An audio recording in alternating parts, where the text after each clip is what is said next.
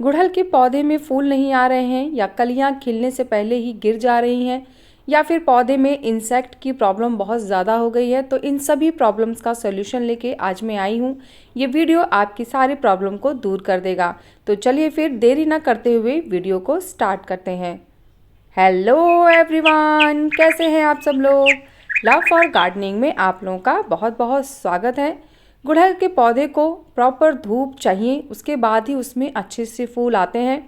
तो इसके लिए कम से कम 5 से 6 घंटे की डायरेक्ट सनलाइट आपको देना होगा, तो फूलों की क्वांटिटी काफ़ी तेज़ी से बढ़ना शुरू कर देगी।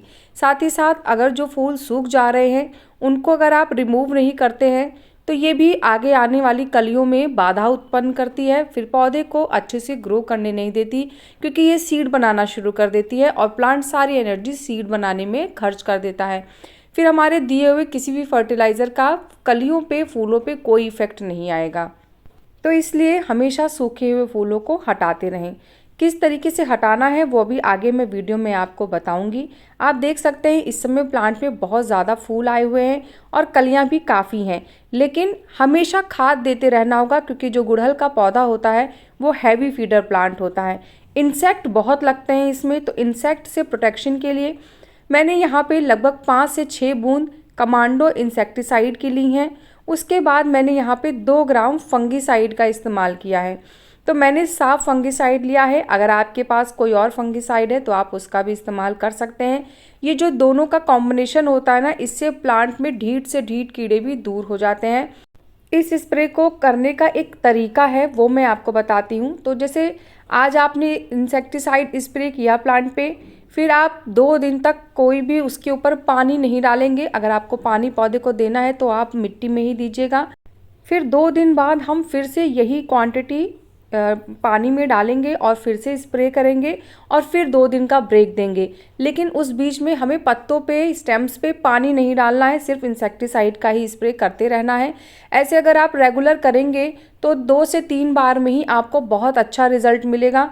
और आलस मत करिएगा, रेगुलर फॉलो करेंगे अगर ये स्टेप तो ढीठ से ढीठ मिलीबग, स्पाइडर माइट्स या फिर वाइट फ्लाइज सब दूर हो जाएंगे। आप ज़रूर एक बार इसे इस्तेमाल करके देखें। जब भी स्प्रे करें तो तेज़ धूप में ना करें, तेज़ धूप में स्प्रे करने से पत्ते बर्न हो सकते हैं। इसके बाद फूल को तोड़ना कैसे है चलिए वो बताती हूँ। तो देखिए कुछ लोग क्या करते हैं, इस तरीके से खाली फूल तोड़ लेते हैं और जो पीछे का पोर्शन होता है उसको ऐसे ही छोड़ देते हैं।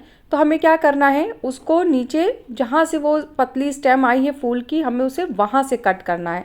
तो ये तरीका सही है किसी भी गुड़हल के फूल को काटने का। तो आज के बाद जब भी गुड़हल का फूल सूख जाए उसको इसी तरीके से हटा देना है प्लांट पे। अब बात कर लेते हैं, जिससे क्या होता है ना कि बहुत सारी खाद वगैरह देने के बाद भी कभी कभी गुड़हल के पौधे पे फूल नहीं आते हैं। तो मेरा ये जो गुड़हल का प्लांट है जिसमें आप फूल आ रहे हैं और बहुत कलियाँ भी आ रही हैं, इसमें लगभग 3 से 4 महीने तक कोई फूल नहीं आया था, प्लांट एकदम सूख गया था। लेकिन मैंने केयर की और वापस से मेरा प्लांट फिर से फूल देने के लिए तैयार हो गया है। तो मैं बहुत खुश हूँ। और हाँ, जो गुड़हल के पत्ते होते हैं वो बीच बीच में येलो होते रहते हैं और झड़ते रहते हैं, तो उसके लिए आपको टेंशन लेने की ज़रूरत नहीं है। जब मौसम चेंज होता है तो ऐसा हो जाता है। मिट्टी हमेशा भुरभुरी रखनी है और जो मिट्टी में हल्की सी नमी होनी चाहिए, एकदम एकदम सूखी मिट्टी भी ना रहे और एकदम दलदली मिट्टी भी ना रहे, हल्का सा मॉइस्चर मिट्टी में हमेशा रहे, ऐसा पानी आपको गुड़हल के पौधे को देना होगा। इसकी जड़ें ऊपर ही होती हैं बहुत ज़्यादा, तो इसलिए आपको बहुत गहरी गुड़ाई नहीं करनी है, हल्की सी गुड़ाई करके ही खाद दें। और गुड़हल के पौधे को महीने में एक ही बार गुड़ाई करेंगे तो चलेगा, बहुत ज़्यादा 15 दिन पे 20 दिन पे गुड़ाई करने की ज़रूरत नहीं है। बस जब हम खाद देंगे तब इसकी हल्की सी गुड़ाई कर देंगे। गुड़ाई करने के बाद चलिए आप खाद कौन सी देनी है तो उसके बारे में बात कर लेते हैं। तो मैं एक एक करके खाद का नाम बताती रहूँगी और मैं ऊपर स्क्रीन पे भी मेंशन कर दूँगी ताकि आप लोगों को कोई कन्फ्यूज़न ना हो, क्योंकि काफ़ी क्वेश्चंस आते हैं कौन सी खाद डाली मैम, क्या नाम है, समझ में नहीं आया। तो इसीलिए मैंने डिसाइड किया है कि अब से मैं मोस्टली अपनी कोशिश करूँगी जितनी भी वीडियोज़ बनाऊँ सब पे फर्टिलाइज़र के नाम मैंशन करती रहूँ। तो सबसे पहले मैंने यहाँ पर जो लिया है ये ज़ाइम है। ज़ाइम प्लांट की ग्रोथ के लिए बहुत ही ज़्यादा अच्छा होता है, इससे प्लांट में फूल भी ज़्यादा आते हैं, फूलों का आकार भी बड़ा होता है। तो मैंने यहाँ पे लगभग 1 चम्मच ज़ाइम का इस्तेमाल किया है। इसके बाद फिर मैंने यहाँ पे बोन मील का इस्तेमाल किया है। बोन मील हमेशा नहीं इस्तेमाल की जाती है, जैसे मैं 2 महीने में एक बार बोन मील का इस्तेमाल करती हूँ, क्योंकि गुड़हल का जो प्लांट होता है उसे हाई फास्फोरस नहीं चाहिए, और bone meal slow release fertiliser है, तो 2 महीने तक धीरे धीरे ये डिकम्पोस्ट होता रहेगा। इसके बाद फिर मैंने आधा चम्मच यहाँ पे राख का इस्तेमाल किया है। राख ये वुड ऐश है, तो राख बहुत आसानी से आपको मिल जाएगी। अगर नहीं मिलती है तो घर में ही कुछ लकड़ियों को जला लीजिए, उसके बाद उसको जब वो जल के राख हो जाए आप उसको यूज़ कर लीजिए। बस गर्म राख मत यूज़ करिएगा, उसको नॉर्मल होने दीजिएगा, ठंडा होने दीजिएगा, तब आप उसका इस्तेमाल करिएगा। इसके बाद सभी खाद को आपस में पहले मिट्टी में हल्के हाथों से मिक्स कर लेना है, और मिक्स करने के बाद अब हम इसमें 2 मुट्ठी वर्मी कंपोस्ट का इस्तेमाल करेंगे। वर्मी कंपोस्ट ऐसी खाद है जिसको आप कभी भी किसी भी प्लांट को दे सकते हैं, कम से कम महीने में एक बार तो देना ही देना चाहिए। तो इसीलिए मैंने सारी खाद को पहले आपस में अच्छे से मिक्स कर लिया है, और उसके बाद फिर मैंने यहाँ पे 2 मुट्ठी वर्मी कंपोस्ट का इस्तेमाल किया है। वर्मी कंपोस्ट आपको नर्सरी पे बहुत आसानी से मिल जाएगी, और ज़्यादातर छोटी बड़ी हर तरीके की नर्सरी पे ये मिल जाता है।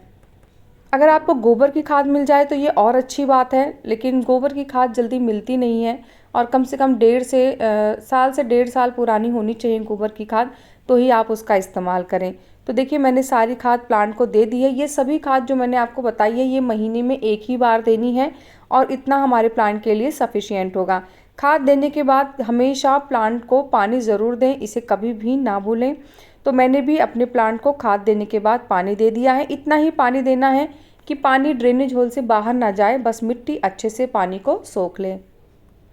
अगर आपके गुड़हल के पौधे में कलियां बन के गिर रही हैं, और या फिर कलियां बन ही नहीं रही हैं, तो देखिए 2 रीज़न हो सकते हैं। कलियां ना बनने का तो रीज़न है कि आप उसे प्रॉपर धूप नहीं दे रहे हैं, और अगर कलियां बन रही हैं और उसके बाद भी वो गिर जा रही हैं, तो हो सकता है मिट्टी में किसी भी पोषक तत्व की कमी हो, या फिर इंसेक्ट प्रॉब्लम हो। तो इंसेक्ट से प्रोटेक्शन के लिए तो मैंने इंसेक्टिसाइड बता दिया है। पोषक तत्वों की कमी के लिए आप ये जो खाद मैंने बताई है इसको देंगे, तो फिर जो भी कमी होगी वो दूर हो जाएगी। सनलाइट का विशेष ध्यान रखना है, क्योंकि गुड़हल के पौधे को कम से कम 5 से 6 घंटे की सनलाइट चाहिए, और अगर आप और ज़्यादा दे सकते हैं, सर्दियों में तो फुल सनलाइट देंगे तो भी चलेगा, कोई ऐसी प्रॉब्लम नहीं आएगी। दरअसल जैसे रोज़ प्लांट होता है ना, उसको बहुत खाद की ज़रूरत पड़ती है जब वो फ्लावरिंग कर रहा होता है, ऐसे ही गुड़हल का पौधा भी है। गुड़हल का पौधा बहुत ज़्यादा फूल देने वाला प्लांट है। एक समय पे जब प्लांट बहुत अच्छे से ग्रो हो जाता है तो 8-8, 10-10 फूल एक साथ खिलते हैं। तो ये एक हैवी फीडर प्लांट है, क्योंकि ये ज़्यादा फूल देता है, तो इसलिए इसको खुराक भी ज़्यादा चाहिए होती है। इसलिए जो खाद मैंने बताई है उसको समय समय पे देते रहें। NPK का 0050 भी आप दे सकते हैं अगर फूल बहुत कम आ रहे हैं, क्योंकि मेरे पौधे में फूल पर्याप्त आ रहे हैं इसलिए मैंने इस समय नहीं दिया है। अगर आपके में बहुत कम फूल हैं तो आप NPK का 0050 दे सकते हैं, वो भी बहुत ही तेज़ी से फ्लावर लाता है। गुड़हल प्लांट से संबंधित सारी जानकारी बता दी है। इसके बाद भी कोई क्वेश्चन कन्फ्यूज़न होगा तो आप कमेंट करिएगा। कैसा लगा मेरा आज का ये वीडियो मुझे ज़रूर बताइएगा। अगर आपको वीडियो पसंद आया है तो वीडियो को लाइक करिएगा, चैनल को सब्सक्राइब करिएगा, और प्लांट से रिलेटेड अगर कोई भी क्वेश्चन आपके माइंड में है तो आप कमेंट कर सकते हैं। मिलते हैं फिर नेक्स्ट वीडियो में, तब तक के लिए बाय, टेक केयर।